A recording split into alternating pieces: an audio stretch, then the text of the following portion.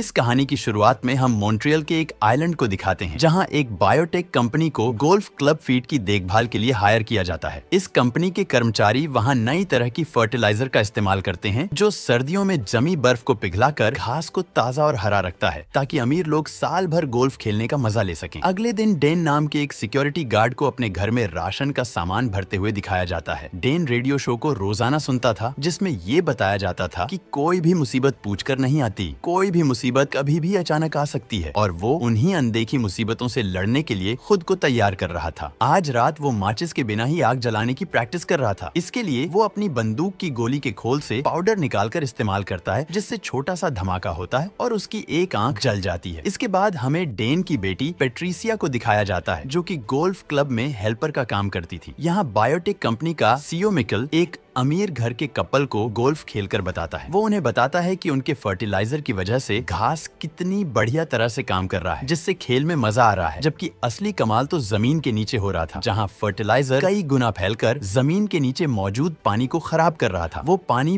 पूरे टाउन को सप्लाई होता था। आगे हमें जाक नाम के एक्टर को दिखाया जाता है जो कि स्टूडियो के नल से एक ग्लास पानी पीने के बाद अपने घर के लिए सामान खरीदने जाता है जहाँ स्टोर में रखे फल और सब्जियों को नल के पानी से धोया जाता था और उन्हें सूखने से बचाने के लिए भी नल का ही पानी यूज किया जाता था। अचानक जैक्स को चक्कर आने लगते हैं लेकिन थोड़ी देर के लिए वो उसे इग्नोर कर देता है। इसके बाद वो अपने घर चला जाता है। घर पहुंचने पर वो देखता है कि उसके दांत हरे कलर में बदलते जा रहे थे और उसके पेट में अजीब सी आवाज आ रही थी। जब वो अपनी पत्नी को ढूंढता हुआ बाथरूम में जाता है तब तक वो पूरी तरह से ज़ॉम्बी बन चुका होता है। वो अपनी वाइफ को काटकर उसका मांस खाने लगता है और उसके ऐसा करते ही उसकी पत्नी भी ज़ॉम्बी बन जाती है। इसके बाद जैक टब में घुस जाता है और दोनों की आंखें धुंधली होने लगती हैं। इससे उन्हें कुछ भी साफ साफ दिखाई नहीं देता। उधर गोल्फ क्लब में माइकल और वो कपल बिल्डिंग की तरफ जाते हैं और ये देखकर हैरान होते हैं कि वहाँ कोई भी नहीं था। अचानक एक आदमी भागता हुआ आता है और चिल्लाते हुए कहता है कि लोग बीमार हो रहे हैं इसलिए उन्हें भी वहाँ से भाग जाना चाहिए। तभी वहाँ काफी सारे वर्कर्स उसका पीछा कर रहे होते हैं। वो सभी ज़ॉम्बी बन चुके थे। उसी समय एक कुत्ता दिखाई देता है जिसे देखकर वहाँ खड़ी औरत उसे अपने पास बुलाती है लेकिन वो गुस्से से उसके ऊपर जंप करता है और उसकी गर्दन में काट लेता है। ये देखकर उसका हस्बैंड और मिकल कुत्ते को उससे दूर कर देते हैं। तभी उन्हें दूसरे ज़ॉम्बी वहाँ से भागते हुए दिखाई देते हैं। तब तक वो औरत भी ज़ॉम्बी में बदलने लगती है। वो दोनों उसे वहीं पर छोड़कर जल्दी से बिल्डिंग के अंदर घुसकर दरवाजा बंद कर लेते हैं लेकिन उनके साथ कुत्ता भी चुपके से बिल्डिंग के अंदर घुस जाता है और उस औरत के हस्बैंड के पैर में काट लेता है। इसलिए वो लोग उसे अलग कमरे में बंद कर देते हैं। तब तक सारे ज़ॉम्बी दरवाजे पर इकट्ठे हो जाते हैं और जोर जोर से दरवाजा नॉक करने लगते हैं। इतने में हस्बैंड भी ज़ॉम्बी बन जाता है और माइकल का पीछा करने लगता है। वो हाथ में चाकू लेकर किचन में छिप जाता है। अब आगे डेन को दिखाया जाता है जिसे एक बूढ़ी औरत फोन करके कहती है कि उसके पड़ोसी शोर शराबा कर रहे हैं और आपस में लड़ रहे हैं। जब वो वहाँ पहुंचकर बेल बजाता है तो उसके पड़ोसी बाहर निकल कर आते हैं जो कि ज़ॉम्बी बन चुके थे। तभी वो बूढ़ी औरत भी ज़ॉम्बी बन जाती है और डेन का पीछा करने लगती है। डेन जल्दी से भागकर कार के अंदर छुप जाता है और मदद के लिए शोर मचाने लगता है लेकिन वहाँ पर उसकी मदद करने के लिए कोई भी नहीं आता। सड़कों पर दौड़ते ज़ॉम्बीज को देखकर डेन को अपनी बेटी पेट्रिसिया की फिक्र होने लगती है और वो उसे कॉल लगाता है लेकिन पेट्रिसिया भी ज़ॉम्बी से बचकर भाग रही होती है इसलिए वो कॉल नहीं उठा पाती जिससे डेन को उसकी फिक्र होने लगती है। इसलिए डेन उस कार को छोड़कर अपनी कार निकाल लेता है और एक हथियार लेकर अपनी बेटी को ढूंढने चला जाता है। अगले सीन में हमें आंद्रे नाम के लड़के को अपनी छोटी बहन एनी के लिए दूध बनाते हुए दिखाया जाता है जिसके लिए वो भी नल के पानी का यूज करने ही वाला होता है। तभी उसकी माँ उसे बोतल वाले पानी का यूज करने के लिए कहती है। आंद्रे खुद कभी नल का पानी नहीं पीता था। उसे जब भी प्यास लगती तो वो सोडा या फिर किसी और तरह की ड्रिंक को पी लिया करता था। जल्दी ही उसकी माँ को चक्कर आने लगते हैं जिस पर आंद्रे कहता है कि ज्यादा एक्सरसाइज करने के कारण चक्कर आ रहे होंगे। थोड़ी ही देर में उसकी माँ ज़ॉम्बी बन जाती है और आंद्रे पर अटैक करने के लिए उसके पीछे भागने लगती है। आंद्रे डरकर बाहर निकल जाता है और भागते भागते लड़खड़ाकर गिर जाता है लेकिन जैसे ही वो आंद्रे पर अटैक करने वाली होती है डेन उसे अपनी कार से टक्कर मार देता है जिससे वो घायल हो जाती है। आंद्रे अपनी माँ की ऐसी हालत देखकर उसे बचाने जाता है लेकिन डेन उसे ऐसा करने से रोक देता है और कहता है कि ये समय इमोशनल होने का नहीं बल्कि अपनी जान बचाने का है। वो उसे अपने घर में जाकर छुप जाने को कहता है और वहाँ से चला जाता है। तभी वहाँ और भी ज़ॉम्बी आने लगते हैं। ऐसे में आंद्रे अपनी माँ को वहाँ नहीं छोड़ सकता था इसलिए वो उसे घसीटते हुए घर के अंदर ले आता है और घर के सारे दरवाजे लॉक करने के बाद वो मदद के लिए पुलिस को कॉल करता है जहाँ उसे एक रिकॉर्ड मैसेज मिलता है कि पूरा आइलैंड क्वारंटीन है। अगले सीन में उस ब्रिज को दिखाया जाता जाता है जो आइलैंड को मेन सिटी से जोड़ता था। यहाँ कुछ पुलिस वाले खड़े थे जिन्होंने ब्रिज के दरवाजे बंद कर दिए थे ताकि कोई भी बाहर का आदमी अंदर न आ सके और अंदर का आदमी बाहर न जा सके, जिससे बीमारी को फैलने से रोका जा सके। अब आंद्रे की माँ उसकी छोटी बहन एनी पर अटैक करने जाती है, लेकिन आंद्रे उसे घसीटकर बाथरूम में बंद कर देता है, जहाँ उसकी नजर शावर से टपकते पानी पर पड़ती है और वो उस आवाज को सुनकर टब में घुस जाती है। उधर एनी लगातार रोती रहती है, जिसकी आवाज सुनकर बहुत सारे ज़ॉम्बी दरवाजे के बाहर इकट्ठा हो जाते हैं। आंद्रे उसे कंबल और एक प्लास्टिक से कवर कर देता है, जिससे उसकी आवाज बाहर सुनाई न दे। थोड़ी देर में सारे ज़ॉम्बी वापस चले जाते हैं। कुछ देर बाद आंद्रे की पालतू बिल्ली वापस घर के अंदर लौट आती है और वहीं से एक ज़ॉम्बी घर के अंदर घुस जाता है और उसका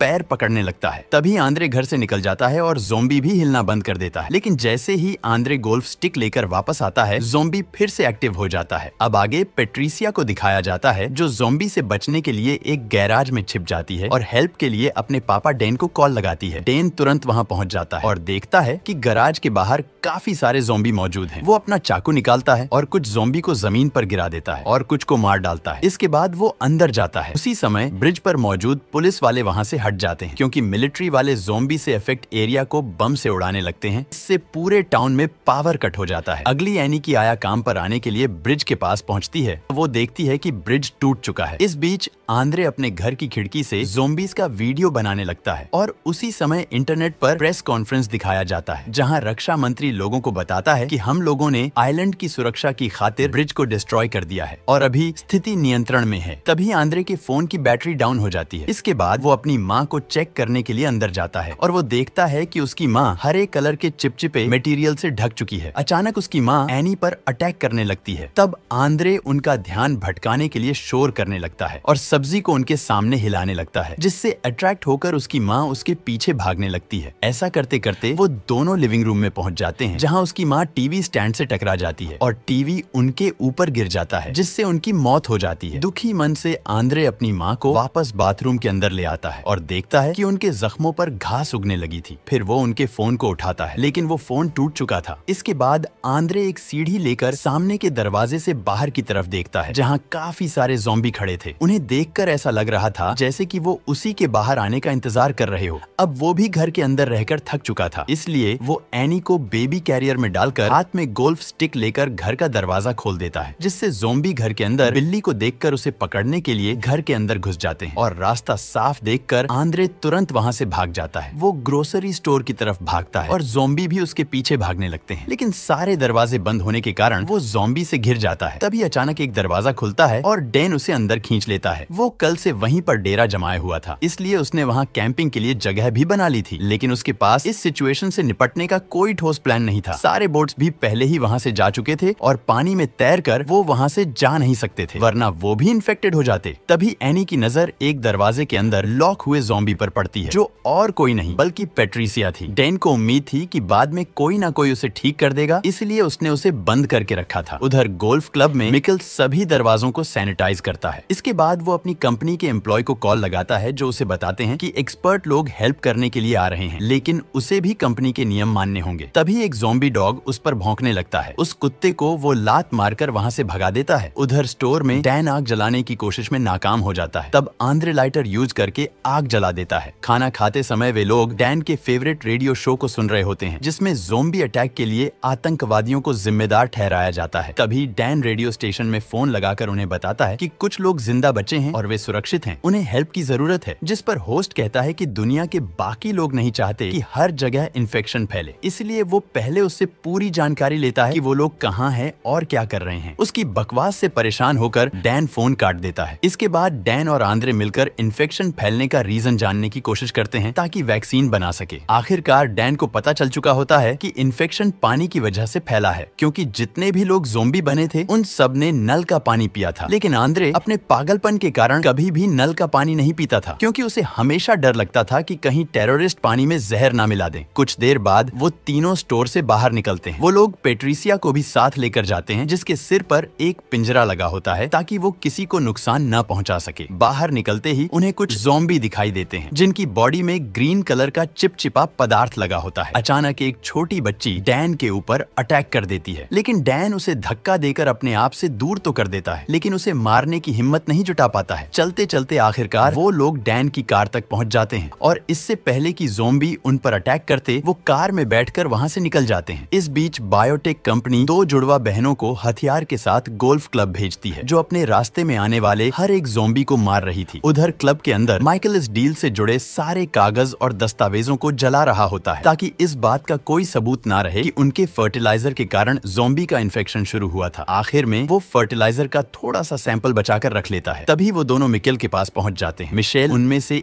एक का सूटकेस ले लेता है जिसमें काफी सारे गोले थे। उन गोलों के अंदर इन्फेक्शन का इलाज मौजूद था जो सिर्फ 24 घंटों के अंदर इन्फेक्शन को खत्म कर सकता था। लेकिन जैसे ही वो एक गोले को उठाता है वो दोनों उसे पकड़ लेती है और जबरदस्ती उसके मुंह में सैंपल डाल देती है। इसके बाद उसे बेहोश करके उसकी बॉडी को घसीटते हुए ले जाती है। वो गोला मिकेल के हाथ से छूटकर जमीन पर गिर जाता है। अगले सीन में हम तीनों सर्वाइवर्स को कार से वाटर प्लांट की तरफ आते हुए देखते हैं। वो लोग एनी को कार में छोड़ देते हैं ताकि उसके रोने की आवाज से दूसरे ज़ॉम्बी वहां ना आ जाएं। लेकिन पेट्रिसिया को बच्चे के साथ छोड़ना ठीक नहीं था, इसलिए वो उसे अपने साथ ले जाते हैं। वो लोग बिल्डिंग के अंदर एंटर करते हैं जहां पानी की टंकी में एक ज़ॉम्बी था। उसकी बॉडी पर घास उग रहे थे। पेट्रिसिया को पता चल जाता है और वो दौड़ती हुई उसकी तरफ जाती है। वो उसे दौड़ता देखते हैं तो उन दोनों को भी उसके पीछे दौड़ना पड़ता है। पेट्रिसिया पुल पर पहुंचते ही उसमें जंप लगा देती है। उसे बचाने के लिए डैन भी कूद जाता है। इतने में वो ज़ॉम्बी ऊपर आता है और डैन पर अटैक करने लगता है। डैन पेट्रिसिया को पकड़कर ज़ॉम्बी के सामने करता है जिससे वो पीछे हट जाता है। जब आंद्रे पास आकर देखता है तो उसे रियलाइज होता है कि ज़ॉम्बी एक दूसरे पर अटैक नहीं करते हैं। पर तभी ज़ॉम्बी उसकी आवाज सुन लेता है और उसका पीछा करने लगता है। तब आंद्रे बाहर की तरफ भागने लगता है लेकिन वहाँ और भी ज़ॉम्बी उसका पीछा करने लगते हैं। इधर डैन पेट्रिसिया को पानी से निकालने की कोशिश करता है जिसमें उसका बाजू अलग हो जाता है। उधर आंद्रे भागते भागते किसी तरह कार के अंदर पहुंच जाता है और तभी डैन भी बाहर आता है। वो पेट्रिसिया को एक ढाल की तरह इस्तेमाल करता है ताकि ज़ॉम्बी उससे दूर रहें। कार में बैठने के बाद डैन को कुछ आवाज सुनाई देती है। तब पता चलता है कि पेट्रिसिया का फोन अब भी उसी के पास था। वो पेट्रिसिया के टूटे बाजू का इस्तेमाल करके फोन को अनलॉक करता है और तभी उसे रियलाइज होता है कि पेट्रिसिया के जख्मों पर घास उगने लगे थे। सर्दी के मौसम में घास को देखकर उसे हैरानी होती है पर तभी उसे याद आता है कि गोल्फ क्लब में एक एक्सपेरिमेंट किया गया था और ये शायद उसी का नतीजा है ना कि आतंकवादियों का। उधर गोल्फ क्लब में दोनों बहनें सभी गोलों को गोल्फ क्लब के घास पर तोड़ने लगते हैं ताकि कोई भी प्रूफ ना रह सके। तभी डैन अपनी कर लेकर वहां पहुंच जाता है। वो लोग उस धुएं को नोटिस कर लेते हैं और फोन निकालकर दूर से सब कुछ रिकॉर्ड करने लगता है। इसके बाद वो लोग फ्रंट डोर की तरफ जाते हैं लेकिन वो लॉक होता है। तब डैन अंदर जाने के लिए दूसरा रास्ता ढूंढता है। वो छत पर चढ़कर अंदर घुस जाता है और दरवाजा खोल देता है ताकि बाकी लोग भी अंदर आ सकें। उसके बाद पेट्रिसिया को एक डैन स्टोरेज रूम में बंद कर देता है जबकि आंद्रे चेयर्स की हेल्प से एनी के लिए सोने का इंतजाम करता है। उसके बाद डैन और आंद्रे पूरी बिल्डिंग की छानबीन करते हैं। तभी उन्हें वो कुत्ता दिख जाता है जिसने उसे औरत को काटा था। वो अभी तक जिंदा था। उसकी पूरी बॉडी में घास उगाए थे। तभी डैन को चक्कर आने लगते हैं। उधर एनी भी जोर जोर से रोने लगती है। तब आंद्रे उसे चुप कराने के लिए दौड़कर उसके पास जाता है और देखता है कि वो अपने बिस्तर से गायब थी। इधर आंद्रे अपनी बहन को ढूंढ रहा होता है। उधर डैन अंधेरी गली की तरफ जाता है जहाँ जमीन पर कुछ बम पड़े थे जिससे पूरी बिल्डिंग उड़ सकती थी। अब उसकी तबीयत बिगड़ने लगी थी लेकिन वो हिम्मत नहीं हारता और उस रूम तक पहुंच जाता है जहां सारे बॉम्ब टाइमर से कनेक्ट थे। अब तक डैन काफी कमजोर हो चुका था इसलिए वो चक्कर खाकर गिर जाता है और उसे उठने में दिक्कत होती है। तब वो पेट्रिसिया के टूटे हाथ से टाइमर को ऑफ कर देता है। तभी उसकी आंखें भी ग्रीन होने लगती हैं। इधर बिल्डिंग के बाहर खड़ी दोनों बहनें देखती है कि काफी समय गुजरने के बाद भी बिल्डिंग ब्लास्ट नहीं हुई, इसीलिए वो चेक करने के लिए अंदर जाती है। उन्हें किचन के अंदर एनी दिख जाती है। वो लोग उसे फर्टिलाइजर खिलाकर वहाँ से चले जाते हैं। उधर आंद्रे अपनी बहन को ढूंढते हुए उस रूम तक पहुँचता है जहाँ ज़ॉम्बी बना मिशेल बंद था। ये देखकर वो दूसरी तरफ जाता है और वहाँ उसे उसकी बहन मिल जाती है जिसे लेकर वो जाने ही वाला होता है। तभी अचानक दोनों बहनें उसका रास्ता रोक लेती हैं। उनमें से एक एनी का मुंह बंद कर देती है और दूसरी आंद्रे को फर्टिलाइजर खिलाने लगती है। लेकिन इससे पहले ही एनी ज़ॉम्बी बन जाती है और एक के हाथ में काट लेती है जिससे फर्टिलाइजर का सैंपल उसके हाथ से छूटकर गिर जाता है। तभी डैन वहाँ जाकर दूसरी पर अटैक कर देता है और वो उसे काट लेता है। अब आंद्रे जैसे ही पीछे हटता है तभी अचानक उसका पैर इलाज वाले गोले पर जाता है जिससे गोला टूट जाता है और चारों तरफ धुआं फैलने लगता है जिससे एनी और डैन धीरे धीरे ठीक होने लगते हैं। अब डैन आंद्रे का पीछा करने लगता है और दोनों भागते भागते किचन में पहुंच जाते हैं। पर जैसे ही डैन आंद्रे को काटने वाला होता है तभी उसे वहाँ पर एनी की मौजूदगी का एहसास होता है और वो उसे छोड़ देता है। उसी समय दोनों बहनें अपनी बंदूक निकालकर एक दूसरे को मार डालती है क्योंकि वो नहीं चाहती थी कि वो दोनों ज़ॉम्बी बने। आंद्रे डैन के जैकेट से उसके पुराने फोन को निकालकर पेट्रिसिया पेट्रिसिया के फोन पर कॉल लगाता है और रिंग की आवाज से वो फोन को ढूंढ लेता है और वीडियो बनाने लगता है जिसमें वो अब तक हुई सारी घटनाओं के बारे में बताता है। फिर हेल्प की रिक्वेस्ट करते हुए उस वीडियो को इंटरनेट पर डाल देता है। इसके बाद वो डैन को उसकी बेटी के रूम में पहुंचा देता है। इधर जैसे ही आंद्रे का वीडियो न्यूज चैनल तक पहुंचता है, उसी समय गवर्नमेंट वहां की सफाई के लिए सेना भेज देती है। सोल्जर्स रास्ते में आने वाले हर ज़ॉम्बी को फायर गन से मारते जाते हैं। तब आंद्रे भी बिल्डिंग से बाहर निकलता है और हाथ उठाकर हेल्प मांगता है। वो अपने साथ पेट्रिसिया का टूटा हुआ हाथ भी लाया था जिससे वैक्सीन बनाने में मदद मिल सके। तभी एक और सर्वाइवर सोल्जर्स के पास पहुंचता है जिसे वो लोग गोली मार देते हैं। ये देखकर आंद्रे समझ जाता है कि सोल्जर वहां सर्वाइवर्स को बचाने नहीं बल्कि सबको मारकर एरिया क्लीन करने आए थे। अब तक एनी भी ठीक हो चुकी थी, इसलिए आंद्रे वहां से भागकर छिप जाता है। उधर गोल्फ क्लब के अंदर डैन भी ठीक हो चुका था, पर तभी सोल्जर्स बिल्डिंग के अंदर घुसकर उसे और पेट्रिसिया दोनों को जलाकर मार देते हैं। अगले सीन में रक्षा मंत्री को टीवी पर भाषण देते दिखाया जाता है जो कि जनता को बताता है कि हालात को काबू में कर लिया गया है और इन्फेक्शन को जड़ से मिटा दिया गया है, इसलिए अब किसी को डरने की जरूरत नहीं है। तभी वो एक मग से पानी पीता है जिस पर बायोटेक कंपनी का लोगो लगा हुआ था, जिससे ये साबित होता है कि वो भी इस मामले में शामिल था। उधर आंद्रे जान बचाने के लिए इधर उधर भागता रहता है और रास्ते में उसे कई सर्वाइवर्स की डेड बॉडी पड़ी मिलती है जिन्हें सोल्जर्स ने मार डाला था। अचानक उसकी नजर नदी में एक बोट पर पड़ती है जिसे एनी की आया लेकर आई थी। उसमें और भी लोग थे, वे सभी उन दोनों को बचा लेते हैं। जैसे ही वे लोग आइलैंड से निकलते हैं, उसे रियलाइज होता है कि पेट्रिसिया का हाथ अब किसी काम का नहीं। वो उसे वहीं पानी में फेंक देता है जहां उस हाथ को एक मछली काट लेती है और तुरंत झोंबी बन जाती है और ये कहानी यहीं पर खत्म हो जाती है। इस वीडियो का अगर पार्ट 2 देखना चाहते हैं तो कमेंट में पार्ट 2 लिखें और ऐसे ही वीडियो देखने के लिए हमारे टेलीग्राम ग्रुप को ज्वाइन कर ले। टेलीग्राम का लिंक डिस्क्रिप्शन में है।